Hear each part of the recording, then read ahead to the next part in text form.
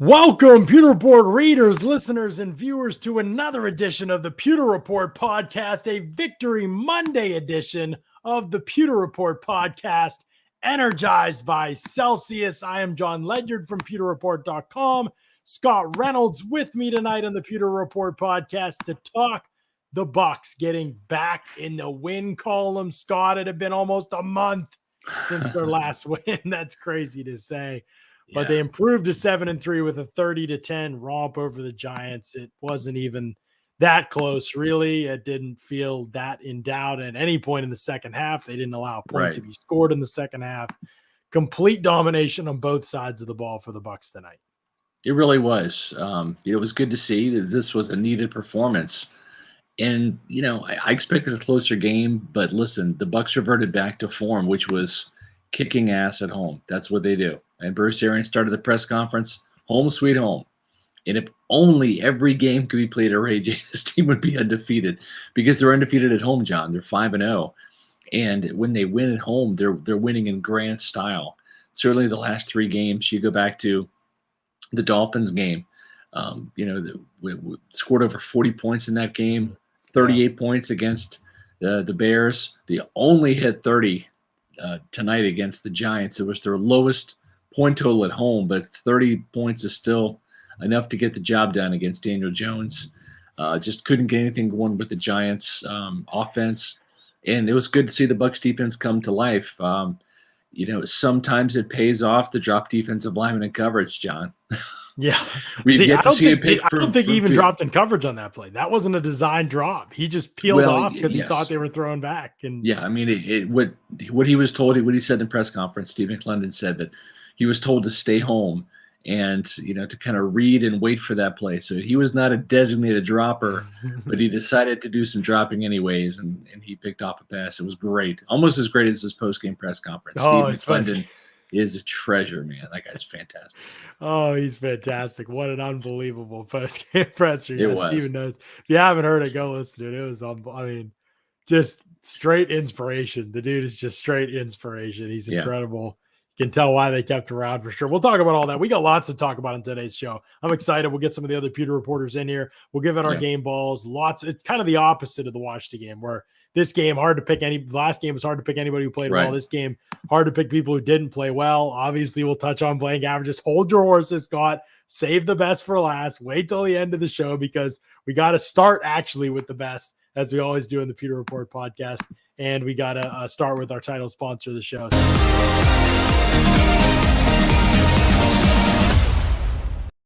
Celsius powers active lives every day with essential functional energy. Scott, I've got the blueberry pomegranate. You got the Fuji apple pear. The great thing about Celsius, there's a bunch of different flavors for whatever people like. It's out there. People have the opportunity to have it. Tropical Vibe, Wild Berry. Those are two I just stocked up on. Feeling great about it too. Really enjoying it. Celsius is amazing in that it's an energy drink with no sugar in it. It's got none of the bad stuff in it that you get in other energy drinks, and there's no crash either. So energy that sustains you. It's healthy for you. Accelerates metabolism. Burns body fat. It's terrific stuff, and you can check it out by clicking those banner ads over at pewterreport.com. Got some fresh new sweet-looking banner ads at pewterreport.com, or you go ahead, go into Celsius.com, use that store locator, find out where they're selling Celsius near you. Get out there and get yourself some Celsius as well. The comment section is blowing up, Scott. We gotta. It is. They're pouring in right now. Celsius makes it so easy to find their awesome beverages. All you do is click on that banner on pewterreport.com. We have two banners on there. Click them, put in your zip code, and it'll pop right up for you. Yeah, and some people, I know that we actually had Celsius send us a quieter video of the music. Some people are still saying it's loud. That might be a volume setting for you all, but we can't control that really on our end of this at all. So they did lower the volume on it for us. It sounds very quiet to me in my headphones. But I know some people have had that volume issue. Some people don't have it. So just wanted to make that aware to people that we did make that change. Lots of great things from this game tonight, Scott. Talk about some really good performances, but let's start with Tom Brady, because everybody wanted to start with Tom Brady last week, even though he was just part of the whole team-wide concern of not playing well last week. And this week, he was unbelievable in this game. His stats are great, but his performance was even better than the numbers because, I mean, obviously several drops in the first half, alone. There was a drop touchdown by Brashad Perryman. Mike Evans dropped one, turned into an interception for Brady. So the box score in and of itself, not indicative of the way Brady played in this game. He was outstanding, and it was exactly what the team needed. He was comfortable, took what was there short early in the game.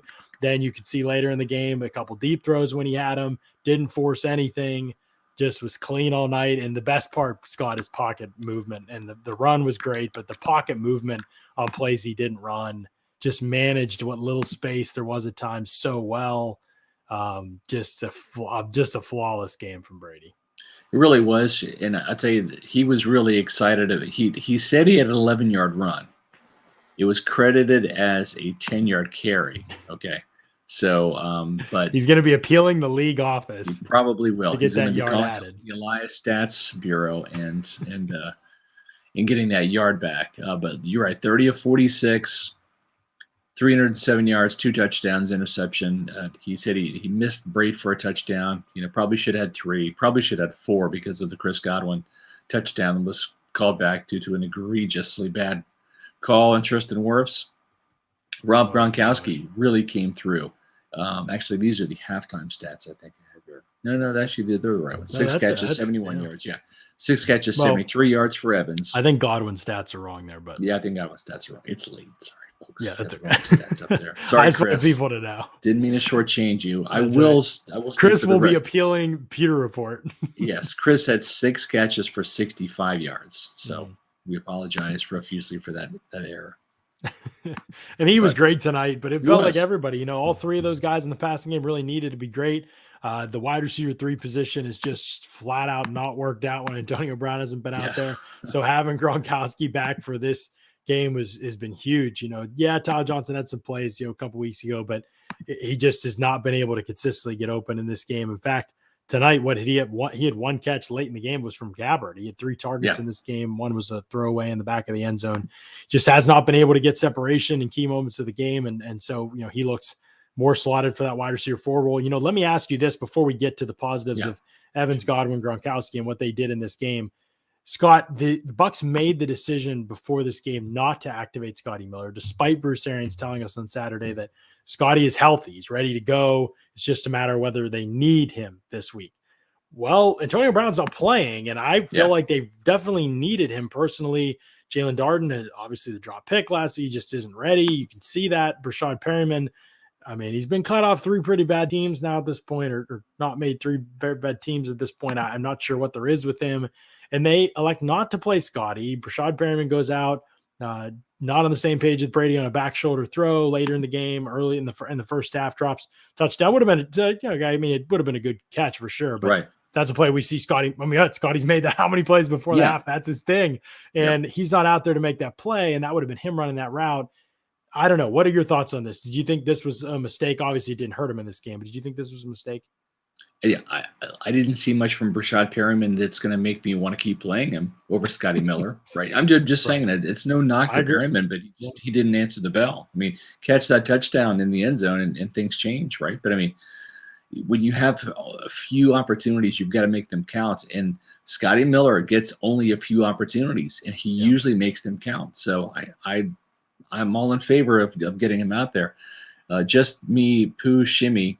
John, Scott, can you please explain? I don't understand why Brate or Howard can't do what Gronk does as a receiver. Now, the funny thing is, he's the best tight end of all time. So. Yes, but the funny thing about Gronk is he looks clumsy. He looks awkward. He's got like this gangling kind of stride to him, but yet he's so smooth at the same time. It's deceptive. It's just like Mike Evans. He's 6'5".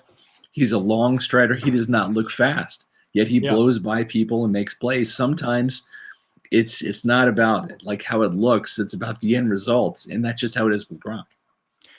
And the thing about Gronk that makes him so much better than those guys, I mean, there's a lot of things, let's be honest. We're talking body about positioning, just his reach. I think hands. The hands. I mean, just think about the catch that he made was 1st and 15, and he catches the 14-yard gain or 14 and a half, whatever it is, and gets him in 2nd and inches. And I mean, it's a contested catch over the middle of the field. It's a good throw by Brady, but you got to go up and get it. Coverage is pretty tight. he just has unbelievably strong hands. He boxes guys out and he makes catches at the catch point. Ball skills have defined his entire career. Yeah, sure, he's a good route runner, but nobody's ever going to say he's this great separator. He's been able to make plays after you saw him. He carried a guy for 4 yards. He's however old he is, and coming off a back injury, he's carrying a guy for a couple yards, dragging him to get out of bounds on that final drive. Again, that play probably goes underappreciated, but if you go back through this game, I'm going to write about him this week because he was just so freaking good, Scott. He was just so good. Yeah. Everything you need him to do, he does at high level, especially Cam Brady's having what I think is just a miserable season. He did make a couple decent catches at the beginning of this year, but you got to come down with that ball down the middle of the field. That's just such a good throw by Brady with the defender's back turn right off your chest. Later in the game, he doesn't bend his route enough to the middle of the field on a 2nd and 8 or something throw, and Brady throws it right where it should be, and he's not in great position to bend that route in that open middle of the field area. And it's just Brady should not be making those mistakes. They're more excusable for OJ Howard at this point. So having Gronkowski out there, he's just so much better than those two guys, man. Yeah, he is. Yeah, even though he's really not in his prime right now, he's right.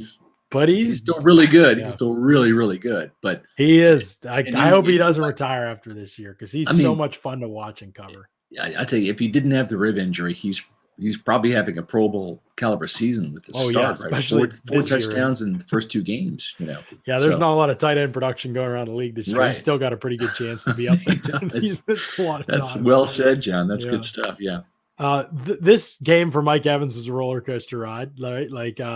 He cooked James Bradbury again. He got him pretty good, but early drive in the game, Brady makes a correct read on a back shoulder. They try to go double move. I don't know if you recognize this. This is Brady's first incompletion of the game, Scott. This is interesting. Do you remember week 2 last year against the Panthers? First touchdown of the game for the Bucs. To Mike. Yep. To Mike again, working on Deontay Jackson for the Panthers. They tried to hit him with a double move. It didn't work. He sat on the route. Right. Brady threw it back shoulder. Evans looked around, didn't know what Brady was doing. Yeah, exactly. Evans realized what Brady did and threw it back shoulder and caught it back shoulder. They scored a touchdown on the play. Right. Jackson couldn't make the tackle. That's pretty similar, wasn't it? It was very similar play. Evans didn't read it right, though. He ended up actually getting past Bradbury, but Brady read it right because Bradbury didn't fall for the double move. So then when Bradbury bailed out of there, Evans should have been looking for a back shoulder, didn't. So route running mistake could have been a big play. It was Brady's first incompletion of the game. And then obviously the drop turned interception that led to a Giants touchdown. Basically handed the New York 7 points. That's never good for EPA and things like that. Sure. But I'll say this, he came back, made some great plays. He was banged up a couple times, but got open. James Bradbury had no chance against him. He was cooking. Bradbury just couldn't match him athletically.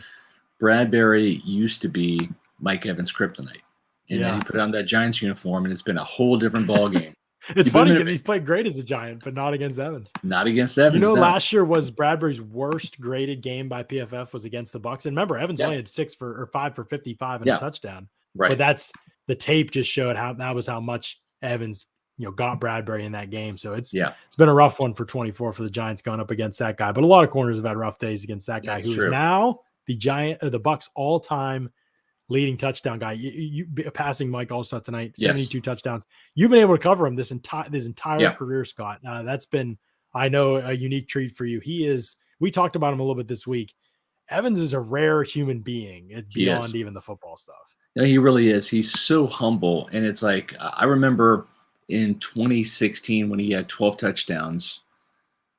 Again, he set the franchise record for single season touchdowns as a rookie with 12 in 2014. Then he did it again in 2016 and tied that. And I remember telling him, I said, Mike, you're going to be the best weapon in Bucs franchise history, and he was very appreciative. He's like, "That, thanks, Scott. I really appreciate that. That means a lot. You've covered this team a long time." But like he said it so humbly, it's like, and I there's been times where I've complimented on his game, whether it's a text message, whether it's in person, back when we had open locker room, and he's just so humble and so appreciative. He is the same guy. He has not changed one bit. No, I take that back. He has changed. He got paid. He got the money. You know what he did with it? He became even more generous because he had more money. That's how he's changed. He's actually become more generous because he's got more money. And but it's that humility that he plays the game with. The on and off the field, he is a wonderful human being, one of the best Buccaneers of all time, and just a joy to cover. Yeah, it is, and it's awesome to see him get that mark in 10 touchdowns this season, Scott. And the cool thing is, Mike Allstott was in the building, right? Oh, that's awesome! I didn't know celebrating that. John Lynch's. That's right, of course. Hall of Fame induction and all of that. And so that was really cool. And a very cool hat tip by Mike Evans to salute the A-Train in the press conference too, which was very cool because those guys haven't crossed paths a whole bunch, right? I mean, you're talking about somebody that won a Super Bowl in 2002 and then somebody won a Super Bowl in 2020. Obviously they've known each other. They've met a couple of times, I'm sure, but that was a good moment for both Mikes right there. For Mike Allstott to witness history as Mike Evans surpassed the A-Train. So very cool feat tonight. And big for him to bounce back. Obviously, Brady gave him plenty of opportunities. He had that double catch on the third down conversion, I believe, on the curl route. But caught it. He came up gimpy a couple times, twice in this game. Yeah, he's had his back locked up. Yeah. So something to monitor. He was available after the game, and he came back in, even though it was 27-10 game late in the fourth quarter. So I don't know. Personally, I don't know why they put guys back in games in that situation when they have injuries, when you're just going to run the ball. Or I don't understand it, but they did. And so we'll see. I mean, short week for the Bucs. The injuries, we'll move on to the defense here in a second, but injuries are part of this. Ali Marpet with a oblique strain. That's a weird injury, man. You don't see that very often. He looked like he was in some discomfort at least, but I have no clue. And Bruce Arians had no clue either how long that injury will keep him out. But that's a big one. What happens with Evans will be huge. And then obviously Vita Vea warmed up before the game, Scott, and looked still discomfort, but he was moving, at pretty good speed. Like it didn't look like his movement was off. He just seemed like he was uncomfortable. Agreed. So can he play through some pain? I don't know, but that'll be a big one. AB will be a big one as well. I will say this. I actually have an oblique strain myself. It's actually like a tear in my lower abdomen, but I'm 49 and I'm not playing any football. So it's like, mine's more of a natural old man injury, just because your ab muscles just kind of deteriorate. With Ali, it looked like on the play it happened, it looked like when he lunged forward, he kind of like landed awkwardly on the ground. I don't know if it happened before he hit the ground or just when he did that, but he might have just stretched himself. And there might be, whenever it's a strain, it's really like a small muscle tear. So hopefully it's nothing too serious or severe. But Aaron Stinney, I thought he stepped in and played really, really well. He had the toughest assignment, right, of the night, filling in for Ali Marpetti and Leonard Williams, for his assignment. And I thought he played really, really well. Yeah, no question. He was great tonight. And it gives a lot of confidence for next week. Now, DeForest Buckner's up next week. That would be one of the most comical looking matchups because Stinney is kind of this short, squatty guard, right? And Buckner is this towering, Calais Campbell size, type defensive tackle with all this length and this unreal physical specimen against one of the least impressive physically guards in the NFL. So I have no clue how that matchup would go. They need Marpet. He's a stud, but Stinney stepped in and did what he's done, man. He hangs in there. He battles. Leonard Williams is a tough block, and he stuck with him for a long time on a couple of plays in that game. Right. So really, really good stuff from him. It's not the toughest matchups in the world, but I mean, Tristan Wirfs and Donovan Smith tonight were just, nothing, just absolutely nothing from the Giants. Azeez Ojulari, rookie, having a great year. People are buzzing. Did he play tonight? I mean, Tristan Wirfs just erased the guy. I know he'd get the holding total. Oh, yeah, he was the guy that got held. That's right. Yeah. Okay. Can we talk? Should we talk? Do you even want to? Let's just skip it. People know we think the refs are absolute chumps. Right. So we appreciate the Trustin with the super chat. I know we're talking offense, but let's Trustin Heineke. Huh? Trustin Heineke. Huh? Right. I'm using another T name for Heineke. Yeah. Trustin Borbeck. No, we appreciate it. Yeah. How about that defense? Only touchdown they let up was from the 5-yard line. SMB brought the swagger back. Appreciate the super chat very much. Thank you. Let's talk about SMB for a second because he got targeted early, which is to be expected, right? He was a little rusty out of the get-go, but I thought he really settled in nicely. And the thing that I really appreciate about Sean Murphy Bunting is his tackling. he is this a game was very great. good tackler. And Yeah, you know what? It he was shows a lot. physical. He flew around. Yes, John. And that shows a lot of toughness to go out there, knowing that you got to like wrap up and squeeze that arm. And I'm sure that elbow's not feeling good, right? But I thought the tackling from SMB was superb. He did bring some energy, as some of our Bucs fans in the chat have talked about. And I thought he did a really good job of locking it down, and he had a nice job of punching the ball out right before halftime. So I like the physicality, the energy that he brought back. Was it a perfect game? No, but considering that it was his first game back since week 1, yeah, like I was really excited to see what he and Jamel Dean did. You know, sometimes it's you can get trapped looking at the stat sheet and doing some scouting there. But at the end of the day, the stat sheet does speak about the results, right? And you look at the Giants, and their leading receiver was Kadarius Toney with 7 catches for 40 yards. Right? Yeah, They didn't have any receivers that had more than 40 yards. So I think a very good lockdown job by Jamel Dean, by Sean Murphy-Bunting, and by Mike Edwards playing in the slot. I thought that group was so good tonight, Scott. I mean, how many times did Daniel Jones see? There was pressure, especially later in the game, and we'll talk about that in a second. But there were so many times where he had to hold the ball for a while, and it just was underneath. I mean, only really the wheel to Rudolph that they got a great little kind of a couple verticals on that side of the field when the Bucs were kind of flooded that zone a little bit. But yeah, overall, man, I just thought the secondary played great in terms of there was still clearly like an emphasis on a little bit more press man coverage. It made a big difference for that group. Playing Mike Edwards, I know I said this at the beginning of the season. I kind of got off of it, honestly. I moved on. I realized I thought they weren't going to do it. Now you're back on it. I like it. Now I'm back, baby, because they listen. They play him. He's got 3 interceptions, John. He's got 3 interceptions. Hey, listen, when you aren't a good secondary, or when you have all the injuries that they have, whatever, not playing a guy who makes plays on the ball when you're in a zone heavy scheme, especially right. Like, not leaving Mike Edwards on an island all the time in this scheme. Right. If you're just going to spot drop like Todd Bowles does. Now, he didn't always just do that tonight, to his credit. He did. Yeah. He mixed it up. There was way more man coverage. Daniel Jones was definitely confused. Great game plan.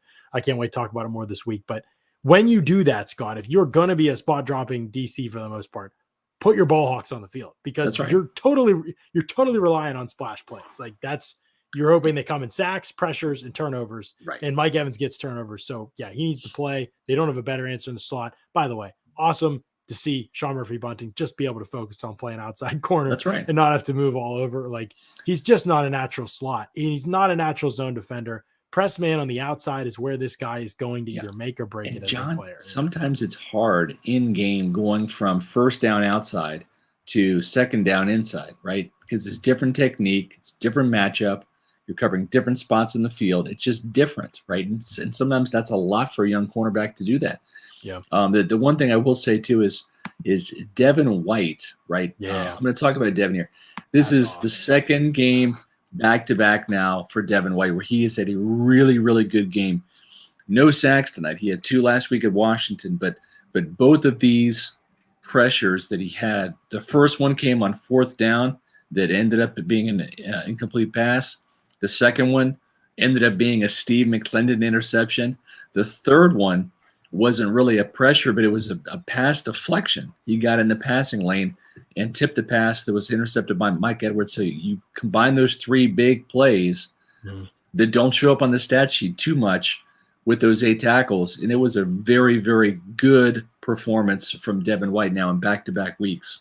Huge, man. Get him playing better. I wrote about it the midseason point during the bye week. I said he was the most disappointing player on the team, I felt like, through the first half of the season. And the way he's come out in the second half of the season has just been awesome. He has played, he is always going to make 2 or 3 plays a game that make you scream at the top of your lungs. He today overran a Daniel Jones sack. Luckily, they still incompletion on 4th down. That was the play we would have been leading this podcast. Devin, what are you doing? And then later in the game, when he took out Sean Murphy-Bunting right at the start of the third quarter, right on the sidelines. By you to see it live, and I'm added to the video file of friendly fire. White. Yep, taking out his teammates. Speaking of friendly fire, we got Matt Matera in the house. Hello, friends. How are you? I am great. This was such a fun game to watch tonight. Especially the second half for the Bucs. Just that's the Buccaneer football that we know that they can play. especially the defensive side of the ball, not allowing any points in the second half. Yes. Good point. You created those 2 turnovers. The Steve McClendon play will go down in history as one of the best plays of the season this year. Big night for the big boys up front. The Giants obviously had a touchdown with Andrew Thomas, and Steve McClendon gets a little payback with the interception. It was just a good. I understand early on the Giants tied it up, but this was just a good dominating football game where after the 10-10 tie, the Bucs just started to run away with it. They controlled the game. They played their type of football. Yeah. And man, getting Rob Gronkowski back to have another third option after Mike and Chris Godwin. I'm not ranking them in importance of options, but Gronk made such a huge difference in this game, in my opinion. And it was a good time to watch. It really was. Yeah, it was. And I think you bring up a great point with the defensive tackles. We need to give them their own. From McClendon's pick, playing without Vea, Sue had that third down pressure where he threw Hernandez aside. Yeah. Hernandez had multiple holding penalties. They were kicking his tail all night. Horrible. They were working him. And what Nacho he drew one of the holds. He tossed Hernandez and got inside. Joe Tryon-Shoyinka at 3-teched him. Richardson, great shot. Seeing him on the field was great, but I noticed it early on. I was like, Joe Tryon-Shoyinka moving on the inside. I like this. This is something. 6 pressures tonight? I mean, yeah, he was all over the field. You cannot watch that tape and continue to not. If he's not going to get the snaps on the outside because they're going to stay with Shaq and JPP, get him on the field in a different way. And obviously you want Vita Vea there, but if Vita Vea is not going to be available, put your best players on the field, and Joe Tryon-Shoyinka is proving that every time that he's out there that he should be with this defense making plays. And here's the thing too, Scott, with Joe Tryon-Shoyinka, it's not just that he's giving you all this pass rush ability, like in one-on-one settings, being able to beat tackles, things like that. If the Bucs are going to be able to get pressure with 4, which they obviously want to do at a higher rate than they've done so far this season, right? They're gonna run games up front. He is unbelievable on this because he's so quick. He's just you can't get anything close to that off a game with anybody else on your D line. The way he moves is it's rare. That type of an athlete, you have to get him on the field. He cannot not play. He cannot be in coverage.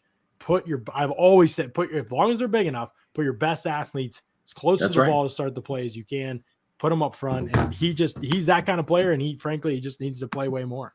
And you know what? I'm telling you, it's like Anthony Nelson. He had 2 quarterback hits and a sack tonight. I know it was late. I know it was those types of sacks that you're going to get in the last 2 sacks, drive. 2 games. But yes, I'm just saying he's coming on. And the thing is I think that the Bucs would be better served playing Shaq and JPP a little bit less. Certainly JPP a little more. Less, a little more reps. Or less, yeah. A little more less reps, just because it's like when you look at I pointed this out. The first drive of the game, right? It's 12 or 13 plays, whatever it is, field goal drive for the Giants. JPP played every single snap on that possession. Shaq Barrett even came off the field, right? Both the defensive tackles came off the field, and I'm just sitting there thinking, this is a 32-year-old guy with a torn rotator cuff. It's like he's been out there for 12 plays. And he was in when it was 30-10. Yeah, we don't know if this game's going to end up being a 55-snap game or a 75-snap game from the defense, right? This is the first drive. But why would you waste him on some of those plays early on? I just don't understand the logic. It is this mythical energy you keep talking about, John Ledyard, that Todd Bowles just believes in hook, line, and sinker, that something mystical and magical will happen when JPP is on the field, as opposed to being on the sidelines rooting his team on with the same energy. I just don't know. Yeah, it's very funny. Erica with the $10 super chat. We really appreciate it. JTS needs to be on the field at all times. Most explosive player behind Devon White. Yeah, that's especially linebacker is such a cerebral position that I almost you could be a great athlete and still be a bad linebacker. Like that's just real. We see it fairly often in the NFL, to be honest. And Devon White's obviously on his way, figuring things out. Last 2 games have been great, like I said. But on the edge, it's not as cerebral position. No matter what you say, it's not as cerebral position. There's way less to think about. And JTS get up and go. Smart. Right, it's get up and go, chase guys down, get through this gap, on this game, time this up, it's that kind of stuff. If you're a great athlete and I mean, he is smart too. You're talking about defensive lineman? Yeah, defensive That's line. slander, John. Watch your mouth. I'm not saying you don't have to be smart. I'm just saying linebacker is all like reading keys, processing things in front of you. Like it's all that kind of stuff for the most part. It's more Neanderthal up front, but that's how yeah. It's like quarterback of defense, kind of that and safety. So yeah, I'm a huge fan. Like I just think he's that good, and it made a huge difference. The second half of the game, he really was one of the most impactful players. I wish he would have got to Daniel Jones on that play when he was chasing him down. He just missed. I was like, like the vindication would have been. Nelson just missed another sack too. I mean, he I was getting Super Bowl vibes too with Cam Gill making a play out there. He got his first full sack in this game. That was good to see too. Good little move by him too. Solder actually fell down on that play. He spun inside, kind of got blocked initially. Good counter by Cam Gill. He looks like he's filled out. I'm excited. I'd see more of him, but he might be a factor next season if JPP moves on. But just a really good game by the defensive front. They needed to kind of take over this game. I don't think it hurts to play a Cam Gill 4 to 6 snaps and Anthony Nelson 10 or 12 snaps, as long as he's not dropping in coverage. JTS more. And a little bit less of Shaq in JPP. We got to remember, this is going to be a playoff team, right? They're 7-3. Yeah. So there's 7 games left in the season now? Yeah, and by the way, they moved tonight to, I think, 87. No, there's 7 games. We're 7. I think they moved to 87% chance to win the division tonight with the win and 96 to make the playoffs or something like that. Yeah. So 1 seed is still very much up there. Yeah, so you're looking at 8 more games, right? 7 games plus the playoff game at least, right? So you're looking at 8 more games. That's still a long way to go. Like keep JPP and Shaq fresh for January when you're going to need them, and get some of these guys because they're being productive. JTS is productive. Anthony Nelson's being productive. Get them a few more reps, and trust me, it's like if you can save JPP or Shaq 5 to 10 snaps per game, by the time you play 7 more games in the regular season, that's going to be like an entire game or game and a half that you're going to be able to rest these guys. Yeah, absolutely. No doubt about it. I think those guys being fresh is going to be important, but obviously the status of Vita Vea looms large against the Colts, the way they're running the ball right now. Bucs run defense is still great without him. The only runs they allowed tonight were when the game was already basically over, and they were like, why in the world are the Giants actually running the football? Big Matt getting some props for the picks. Oh, did you have a good day, Matt? I did okay. I hit big on the Mike Evans props, but I took I went like 50-50, so thanks for the donation, but I only did okay. I didn't like dominate it on the picks. Well, apparently, but anyway, I appreciate it regardless because apparently Mead was very appreciative. He must have taken your right picks. So. Yeah, must have taken the Mike Evans. I had Mike Evans touchdown and Mike Evans over receiving yards at 64 and a half. So those hit big, maybe parlayed it. Right. Hey, if y'all want to make great picks like Matt, you can head on over to the place where Matt shops right here, livinggolflife.com. He's got the latest golf apparel from these guys. What a company they've got going here, and they've got some great branding. I'm wearing the hat right now. I'm always rocking it on the I wish show I was wearing the hat. That's right. Wish you were wearing it. Couldn't wear it to the stadium maybe, but I know you're wearing that polo when you're out there on the course, Matt, hitting a few around. Livinggolflife.com. They've got a great line of stuff. And guess what? It's that time of year, so you're thinking about gifts. You got to be checking out Living Golf Life, man. The stuff that they have, it's great stuff. So get yourself something for a loved one, a family member, a friend, the polos, hats, koozies, all the stuff that they have over there. It's great stuff.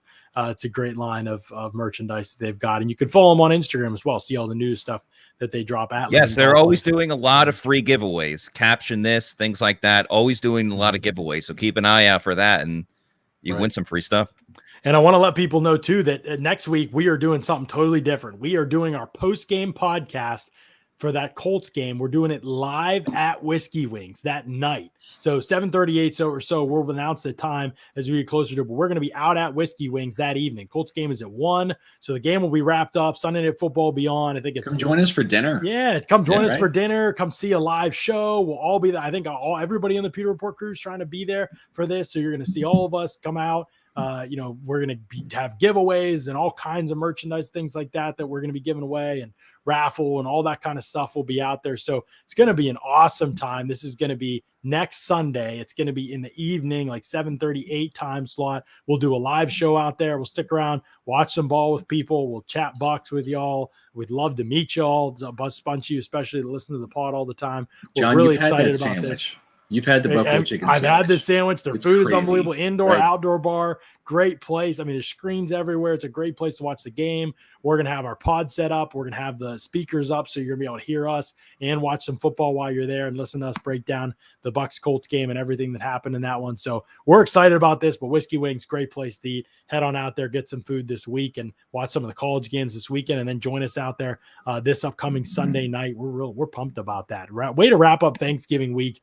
Let's wrap it up, hopefully with a Bucs win, and by getting out there on Whiskey Wings to do that post-game podcast. Going to be really fun stuff. And now we get to that point in the show. Are we at that point? Are you guys ready? Yeah, let's do it.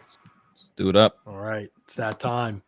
Manscaped game balls presented by Manscaped. Your balls will thank you.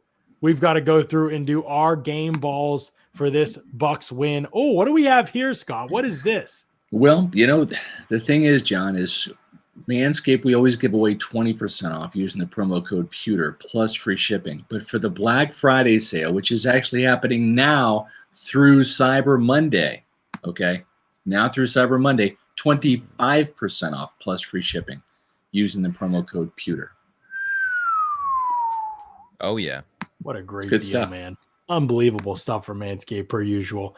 All right, and so what we're going to do is we're going to talk about what is in this product, by the way. If you're not familiar with Manscaped, this holiday season, I'm giving thanks to our friends at Manscaped. Do I tell my extended family that I have the Performance Package 4.0 from the global leaders in below-the-waist grooming? Absolutely. Gift yourself Manscaped or the man in your life who needs it. Join the 4 million men worldwide who trust Manscaped with 25% off plus free shipping with the promo code. You got up there? Pewter 20. Pewter 20? Is it up there? Yep. Okay. 20. Pewter 20. PEWTER 20. That's the promo code. You could get this. Now, this is what's in. This is what you're getting. Okay, here. This is how great this is. You'll find in the Performance Package 4.0, you will find the Lawnmower 4.0 trimmer. You got. Oh wait, do we have props? Are we doing props tonight? We're kind of doing buzzing. Okay. the Performance Package 4.0 trimmer and get it, John. Unbelievable. I mean, you literally got this amazing light so you can see everything that's going on. It's a great product. No nicks, no anything like that. It's smooth, comfortable shave. Terrific stuff from Manscaped as always. I'm not going to demonstrate this, but this is the nose hair trimmer. Now, if Mark Cook was here, rest in peace, Cookie. Mark Cook would actually stick this up his nose and do that. Yeah, I'm not going to become an internet meme or GIF, so I'm not going to do that. That's right. But it works. It's great. This thing works great. Yeah, it's awesome. Doesn't snag at all. It's fantastic. This alone is worth it. Trust me. Yeah, and they got the Crop Preserver Ball Deodorant, Crop Reviver Toner Spray. Your balls will be living in turkey heaven with these formulations. They also have the Performance Package 4.0 is the Manscaped Boxer Brief. They're so comfortable. And the Shed Travel Bag. It's a great stuff. And again, you can have it 25% off. Pewter 20 is the promo code. You get free shipping and you can get yourself a Pewter Report t-shirt as well, right, Scott? They just have to send you proof that they purchased it. That's right. PewterReport.com t-shirts. They come in gray. They come in white. They come in black. All I need to know is your size and what color you want, the white, the black, or the gray. And all you have to do is email me that receipt, that proof of purchase at sr@pewterreport.com. Email me at sr@pewterreport.com with your proof of purchase. It's got your address on it, which I need. It does not have any of your financial information, which I don't need or want. So that's the beauty of it. Just send that over, and we'll send you a free t-shirt. You can keep the t-shirt, or you can give it away as a gift. But why would you? It's an awesome t-shirt.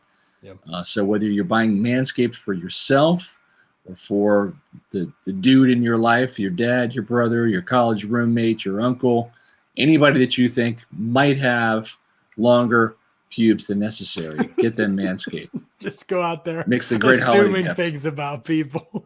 Yeah. Wonderful stuff. All right, let's get to our game balls here. Matt Matera, let's get to you first on the podcast since you were so kind and gracious to join us here. What do you got? Who's offensive, defensive? If you're feeling so led for a special team, or go for it. Yeah, lucky me. Offensively, I mentioned him before, but I'm going to go with Gronk. He obviously showed how important he is to this team. His first game back since that week 3. Well, he came back for the Saints game, but very briefly. His first game back in a while. He had, 6 receptions for 71 yards. That was 2 behind Mike Evans for the lead. He had the longest play of the game, that 35-yard play on 3rd down.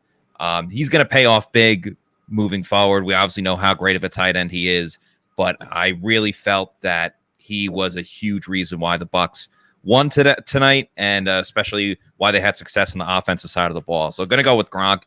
Awesome having him back. And defensively, could go in a couple directions here. I want to pick Steve McClendon for having the interception because that was awesome.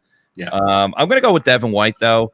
I loved the plays that he made I know he didn't get the sack, but just getting to Daniel Jones on that 4th down play, forcing him to throw a pass into the ground and get the turnover on downs.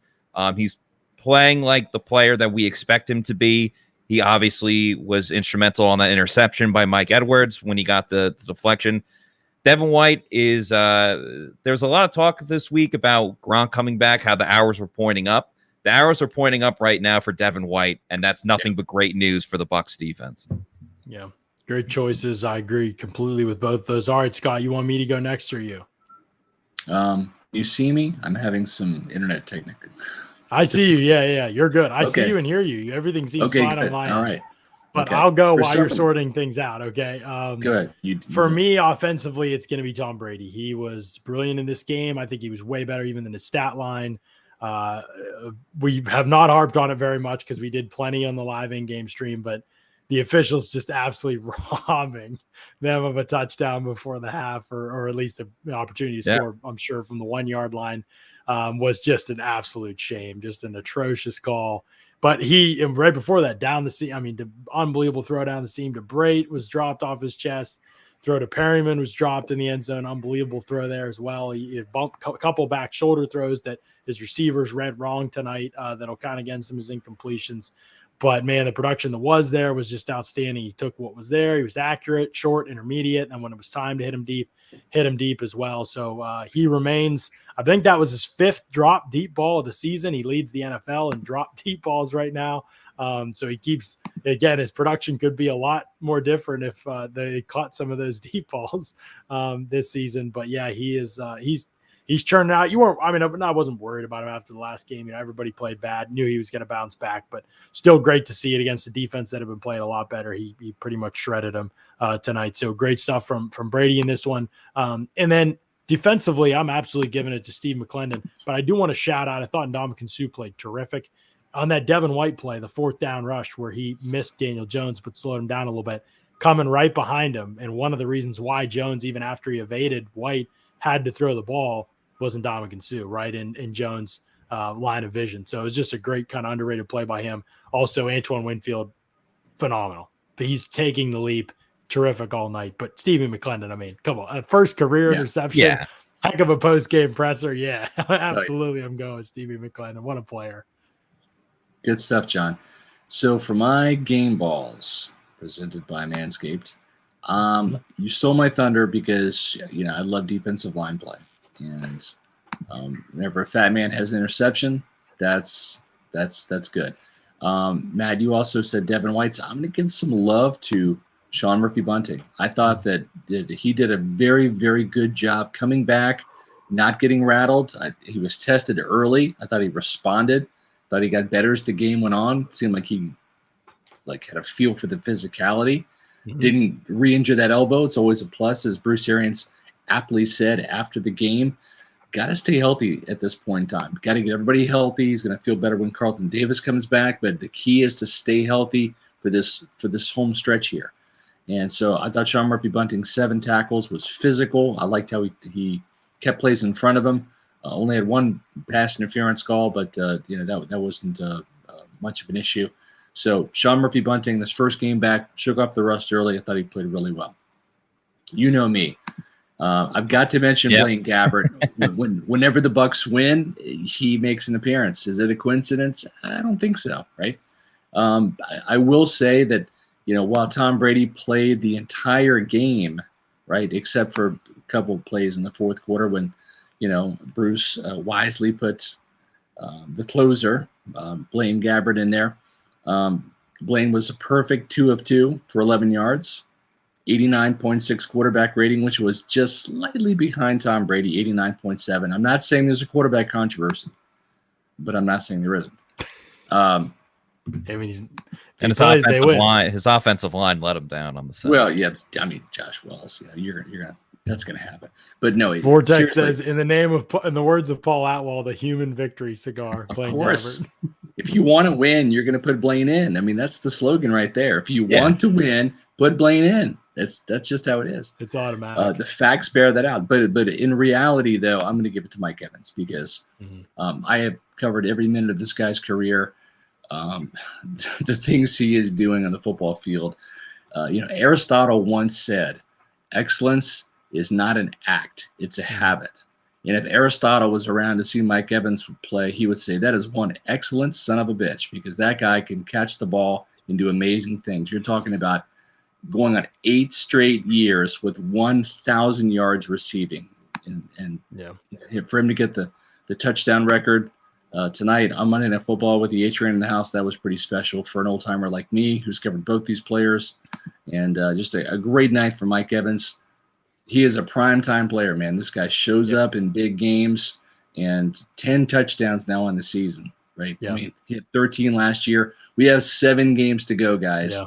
This guy's on pace for a 17 touchdown season, which would be one of the top 5 numbers of NFL history. Yeah, no, for sure. He's on pace for remarkable production this year and to break his own records, obviously, and do great things. And Bruce Arians kind of touched on this at the end of the game. I thought it was interesting. He just kind of was like, if we can get Carlton back, Vita Vea should be back soon. Antonio Brown should be back soon, he said, and we'll see if they can get those guys back for Indy even. That's huge. If you could, hopefully, he had no idea what's going on with Ali Marpet. Hopefully that's not a big issue, he said, and we can get him back. But yeah, those are key, right? Those loom large, especially for this game. Indianapolis is playing really well. They've won 5 of 7. They have not lost a game in regulation since week 3. Both their losses since then coming to the Ravens and Titans, 2 good football teams in overtime.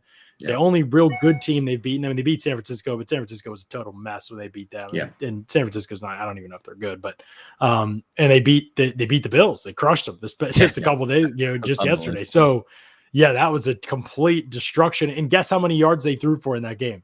106. That's it. Yeah. So Carson Wentz is basically doing nothing in their winning football games. Will that continue against the Bucs run defense that's as good as it is? Even without Vea, they've been good. Is there a recipe for the Colts still to be successful offensively the way they're playing right now when they face a unit that can stop the run a little bit? Lots to learn next week. The Colts defense is playing opportunistic football. See, I disagree with Lamishi here, and I appreciate the comment very much. I think the Buccaneers need to pass the ball, get out to a big lead, make Carson Wentz beat you. You've got to eliminate the 30 carry game for Jonathan Taylor. Like you've got to keep him in the 12 to 15 carry mark if you're going to win this game. Matt, you and I, we knew that the Buccaneers loved Jonathan Taylor coming out. Right? I mean, this is a player they really considered. There were a lot of discussions. I even wrote about it in my SR's Fab 5. Some were saying, ripping me for saying he was a potential first-round pick for the Bucs. That ended up being the case, but they liked him a lot. They really did. And you can kind of see why, because he is becoming an elite running back in the NFL right now. Although apparently they were going to take Antonio Gibson over, because was Winfield drafted over Taylor? I think he was. Am I remembering that? Maybe not.